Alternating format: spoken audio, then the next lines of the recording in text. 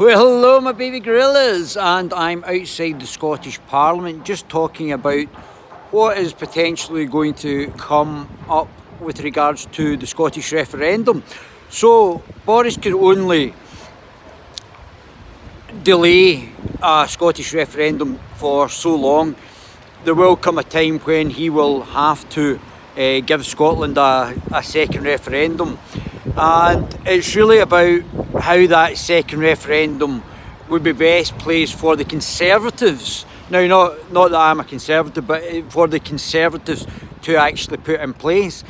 And if Boris is a unionist, the Conservative Party, because they're both a minority party in the Holyrood and also for Scottish representation in Westminster, that he will have to, because he has a democratic deficit, he will have to give Scotland a second referendum. And the second referendum could potentially lead to independence. It's on a knife edge. The polls are sitting that say that there's now a majority of people in Scotland who would actually support an independence referendum. I don't know how they're actually looking at it. Independence in Europe is really a political oxymoron, and being governed by an unelected commission is not democracy. So I don't know how a lot of my fellow Scots are looking at it, but certainly it is not democratic to be part of the European Union. However, because Boris has no real political legitimacy for governing up here, there has to be a second referendum. Now, the SNP have stated that the last Scottish referendum was once in a lifetime. Now, Boris will have to steal a march on what sort of referendum that Scotland's going to have. It's not that he can filibuster in the short term, but the tidal wave of public opinion will sweep him and the Conservatives from office if they do not respond to the desires for the Scottish people to hold the second referendum. I mean, the SNP won 48 seats at the last referendum out of 56, so they have an overwhelming democratic mandate to actually have a second referendum.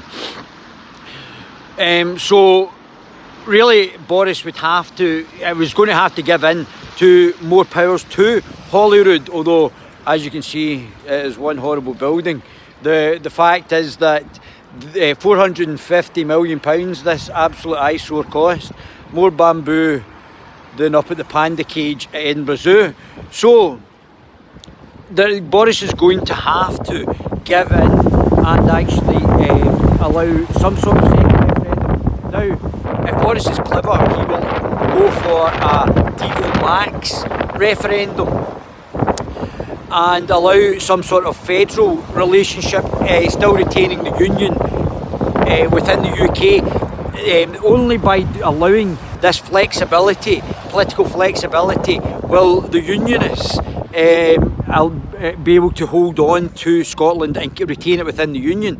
It will also allow a greater amount of control in this Parliament of the Scottish economy, giving it more fiscal autonomy, more banking and financial services regulation, allowing it to get its own regulation. It can stimulate the Scottish economy. Banking financial services make up a massive part of the Scottish economy, and that is certainly something that within any negotiations with the EU, financial services is a big part. Should be a big part of any trade deal.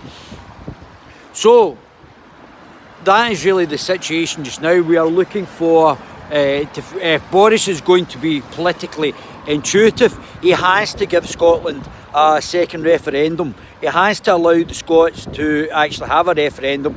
But what he should do is potentially give them a Devo Max referendum, which allows more powers, financial services, banking regulation, all these sort of other policies that are decided at Westminster, and that would also allow English laws for English votes, so probably more devolution. The UK would still remain the UK, but we would become a federal UK, and that's the only way that I can politically see any sort of move away from what is going to be an inevitability of potentially Scottish independence. And I say potentially because obviously elections are not won by opinion polls, and that's certainly not something the SNP can count on. Don't forget they lost the last election, and there's no guarantee that we get back in Europe. The deficit on the Scottish economy is massive, and the SNP haven't been running the Scottish economy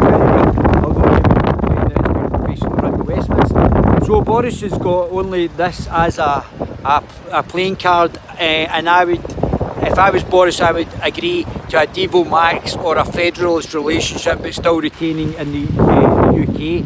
That's his only option. I hope that's interesting, guys. After being lambasted in the Daily Record, and they were saying that was some, I mean, you've seen the interactions I have with the MPs and they're on a level. The Daily Record saying, trying to make insinuations, this Paul Hutchinson, some way violent. I've not had any violence or criminal record for violence, and I've been a bouncer as well in Glasgow and parts of central Scotland, and I've not had any criminal convictions or even been arrested for any violence crimes in the UK. So absolute nonsense by Paul Hutchinson, certainly not a threat to anybody, and what they're trying to do is silence me for doing journalism and silence people who have got an objective opinion, because that's what they don't want. Unfortunately, the SNP are becoming increasingly authoritarian. Okay, my baby gorillas, you know I love you. I'll keep you up to date. Long live the liberty.